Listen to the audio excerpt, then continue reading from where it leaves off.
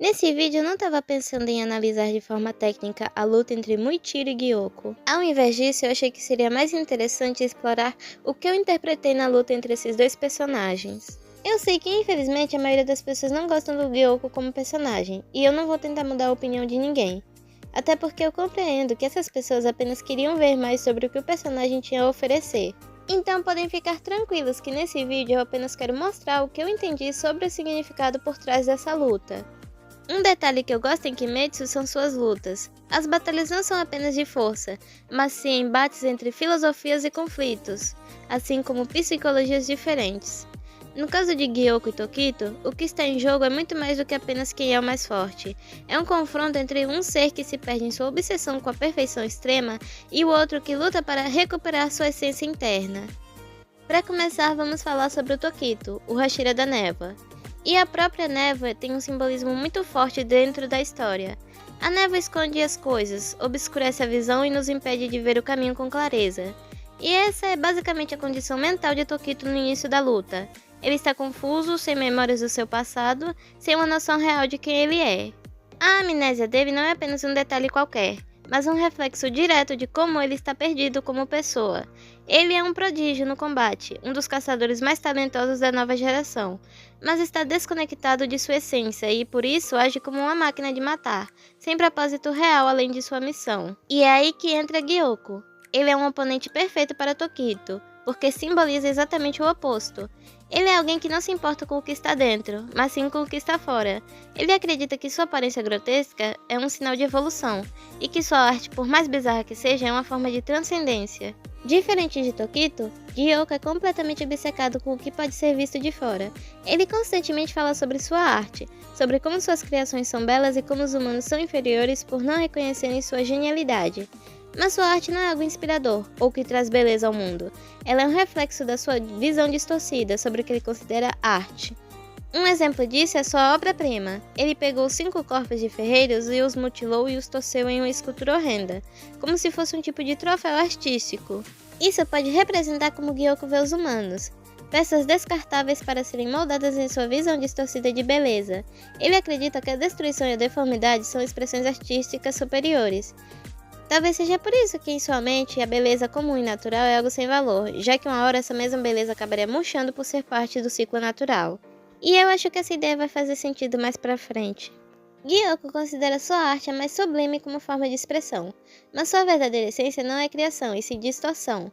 Ele molda corpos humanos mortos e moribundos de forma grotesca, transformando dor e desespero em obras-primas. A cena dos ferreiros morrendo, simbolizando o grito da vida sendo silenciado, é convertida em um espetáculo perverso. Os gritos de morte dos ferreiros demonstram como Gyoko não apenas mata, mas mutila a identidade de suas vítimas, reduzindo-as a mero objetos de sua vaidade. Esse contraste destaca a parte entre a arte dos ferreiros que forjam espadas para proteger a vida e a arte de Gyoko que destrói vidas para alimentar seu ego. As mãos também são um símbolo recorrente em Demon Slayer, representando conexão e esforço. Tokito, ao lembrar de seu irmão e de Tanjiro, fortalece seu espírito, enquanto as mãos deformadas de Gyoko, que emergem grotescamente de seu corpo, representam sua desconexão com a humanidade. Ele molda suas obras com mãos que apenas destroem, enquanto os ferreiros usam as mãos para criar espadas e proteger uns aos outros. E essa obsessão com a arte externa fica ainda mais evidente na sua própria aparência. Diferente dos outros luas superiores, que ainda possuem formas vagamente humanas, Gyoko já perdeu quase toda a humanidade. Seu corpo tem uma anatomia bizarramente distorcida.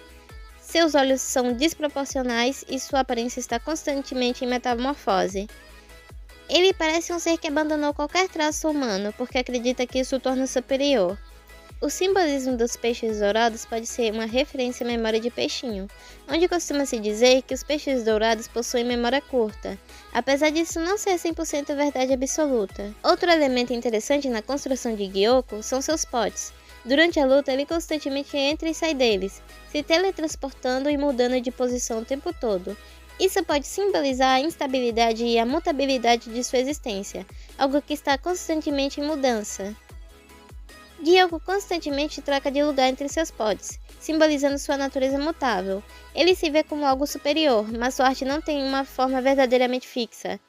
Ele apenas destrói e refaz, sem um propósito real por trás disso. Essa ideia fica mais clara quando ele finalmente revela sua forma verdadeira, que é completamente diferente de sua forma mostrada inicialmente. Nessa forma original, ele se torna mais ágil, mais poderoso e mais destrutivo.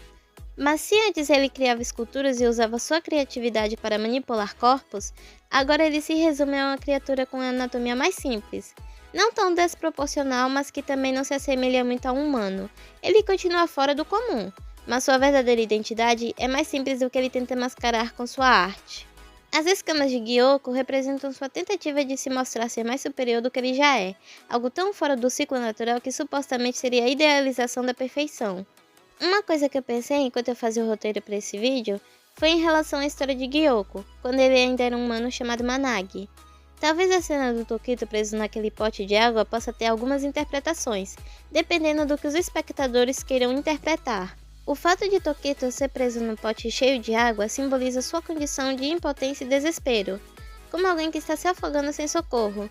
Esse cenário pode refletir a forma como os pais de Gyoko morreram afogados, deixando nele um reflexo e um ressentimento profundo contra a fragilidade da vida, o que provavelmente influenciou nele colecionar coisas já apodrecidas, que não iriam se deteriorar conforme o tempo fosse passando. Além disso, Tokito no pote pode remeter à própria Gyoko quando era Managi, um garoto isolado pela vila onde ele morava, incapaz de se conectar com os outros. No entanto, a diferença crucial é que Tokito recebe ajuda e sobrevive, enquanto Managi sucumbiu à sua própria obra de arte. Quando Gyoko se depara com Haganezuka, esse último está tão focado no que está fazendo que nem percebe a presença de Gyoko. E isso é uma afronta direta ao orgulho do Oni. Para alguém que passou séculos cultivando sua arte grotesca, ver um mero humano demonstrando uma dedicação tão pura e intensa ao seu trabalho deve ter sido insuportável. Gyoko, que acredita na superioridade de sua arte, se vê humilhado ao perceber que um simples humano ferreiro, Haganezuka, consegue ignorá-lo completamente. Esse momento simboliza a verdadeira dedicação por algo que internamente tem um valor significativo, não só para si, mas em prol de outras pessoas. A concentração absoluta de Haganezuka na forja supera o orgulho de Gyoko, mostrando que a verdadeira maestria vem do esforço e da entrega total a um propósito. Isso fere Gyoko profundamente, pois ele percebe que nunca teve essa mesma conexão com sua própria arte. Ele apenas impõe sua visão de forma egocêntrica. Isso também reforça o tema de que a verdadeira grandeza não está na obsessão pelo externo, mas sim na dedicação e no propósito interno.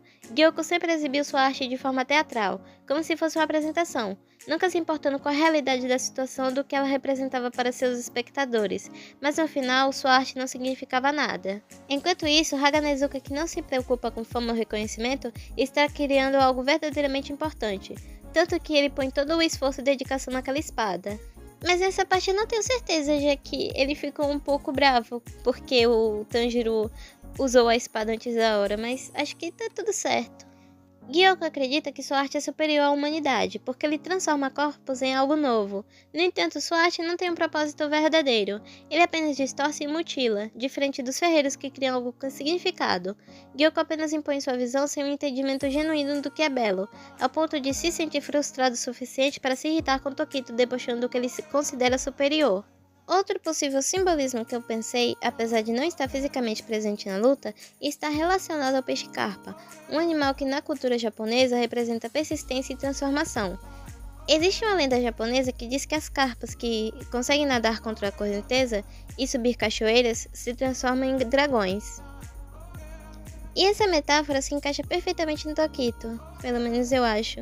No início da luta, ele está perdido, fraco e sem memória, mas conforme se lembra de seu passado e das palavras de Tanjiro, ele desperta sua verdadeira força e se torna um guerreiro completo.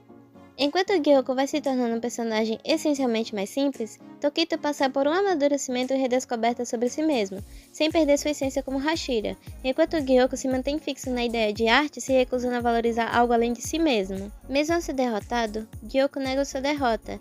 Ele insiste que a humanidade é patética e inferior, mas sua própria morte desmente essa crença. Tokito, um jovem humano, o destrói com a lâmina forjada por um simples ferreiro, o mesmo tipo de pessoa que Gyoko desprezava. No final, sua morte simboliza a queda de sua ilusão de grandeza. Ele queria se considerar como um artista superior, mas morreu sem ninguém para reconhecer seu verdadeiro valor. Gyoko buscava espalhar sua arte externamente. Tokito, por outro lado, buscou seguir o conselho de Tanjiro e se descobrir internamente, sem precisar provar nada para ninguém além de si mesmo. No final das contas, eu interpreto que a luta entre Tokito e Gyoko não foi apenas um embate de força, mas sim um choque entre duas visões de mundo. De um lado, Gyoko representa a obsessão com o externo, com a ideia de espalhar sua arte sem nunca tentar se questionar o do porquê disso, graças à sua arrogância em se sentir superior. Do outro lado, temos Tokito, que representa o crescimento interno e a jornada para recuperar sua identidade e o verdadeiro valor de ser um humano. O ato de Tanjiro de salvar Tokito com suas palavras reforça a ideia de que aqueles que ajudam uns aos outros receberão ajuda em retorno. Tokito, que no início era distante e indiferente, só consegue superar a batalha porque foi inspirado por Tanjiro a ajudar os outros, e isso foi posteriormente retribuído quando Kotetsu, o garoto que Tokito salvou, o salva de volta, mostrando que a verdadeira força vem do apoio mútuo. E é por isso que essa luta é tão significativa para mim. No final, Tokito vence, não apenas porque é forte, mas porque, ao contrário de Gyoko, ele se lembra de quem realmente é, e conta com a ajuda de pessoas que o ajudaram nesse processo. Inclusive, enquanto eu fazia esse vídeo, eu acabei ficando com uma dúvida. Se eu não me engano, os Hashiras só começaram a ter a marca do caçador depois que o Tanjiro apareceu, não é? Então, os antigos Hashiras que apareceram antes do Tokito e do Tanjiro, eles tinham conseguido deixar o Gyoko nessa verdadeira forma, né? Isso significa que eles conseguiram deixar sem marca? Talvez não seja impossível disso ter acontecido, já que o que conta também no Hashira é a experiência. E o Tokito era bem jovem, então é justificável toda essa questão. Mas o que vocês acham? Eu pensei nisso porque o Gyoko disse para o Tokito que somente duas pessoas além do Tokito conseguiram ver o Gyoko naquela forma. Mas não tem como ter certeza, quer dizer, eu não tenho nenhuma informação sobre ainda. Então, se vocês tiverem, eu adoraria saber. E é isso, gente. Espero que tenham gostado. Me digam se vocês tiverem outra interpretação ou outra opinião sobre a luta, ou sobre os personagens. Até o próximo vídeo!